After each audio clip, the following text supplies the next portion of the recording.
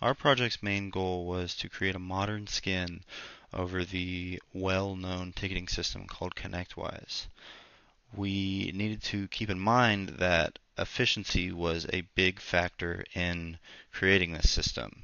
And since Connectwise APIs were already subpar, we had to get creative in how we were going to synchronize this data so that we could get the fastest response times possible. We decided the best solution to this issue was to create a local copy of the Connectwise database.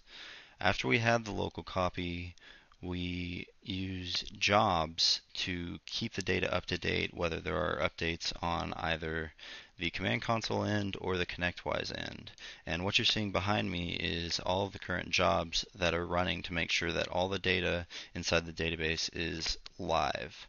So some of the jobs run a little bit faster than the others. For example, the tickets, it's definitely important that those stay live, that we have the most up-to-date information possible. So those run at a 5-second interval. And the companies and contacts updates run at about a 10-second interval. And overall, this job system, makes about 700,000 API calls in a single day. Moving on to what the system looks like visually, our goal was to create a way for the technicians to work on everything they needed to work on inside of the ticketing system within one page. And so what we created was this. And from here, you can work on tickets, you can send ticket updates, you can update any kind of statuses or contacts, anything you need to, all inside of this page.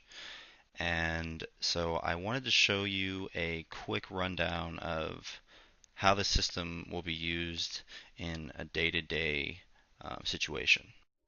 So let's say that the dispatcher for tickets gets a call saying that a user cannot connect to the file server and they cannot edit their documents. So first thing we want to do is, as you already saw, we clicked on that plus button and we clicked create a new ticket.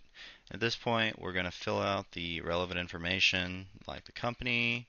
We're going to do a quick summary of what exactly the issue is. And this is just me putting in some dummy data here so that we have um, something to work off of. We're going to switch this location over to the Denton location.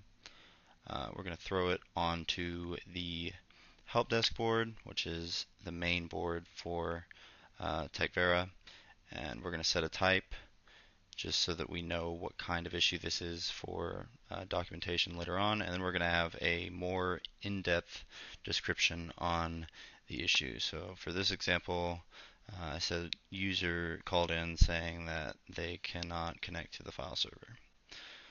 And at this point, he's going to create the ticket, and the ticket will then be need to be assigned to someone. So he just clicked submit. It just said that the ticket has been created. And if you look at the bottom, you can see that a new ticket just came in. And so he's going to drag that over to a calendar. In this instance, it's my calendar. And he's going to adjust it so that I start working on it at 8:30. And he's going to set the status of the ticket to scheduled remote. At this point, we're going to move over to my view. Now we're over in the calendar view. The calendar view is technician specific, and you can already see the ticket. You can see the description of the ticket. And so at this point, we'll set it over to in progress because we're going to start working on it and call the user.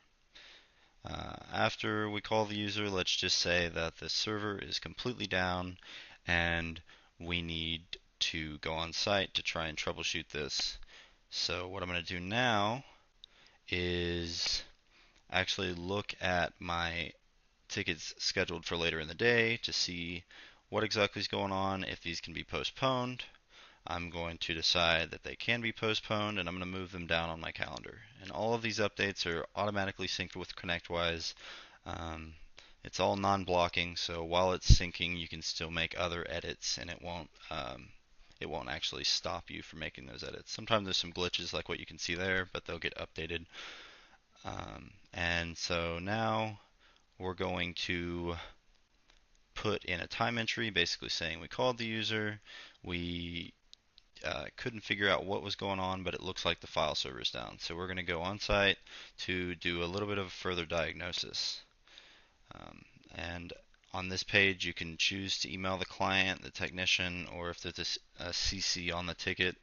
I believe on this one I just clicked technician, so that's the only email that's going to be sent. It's just going to be an email with this update to the technician that's been assigned, which would be me. And once we click send, after we enter the end time, it will just go straight up. It does take a second because the Connectwise API is slow. Again, that's a non-blocking thing, so they could be doing something else while that's loading. And now we're going to go on site.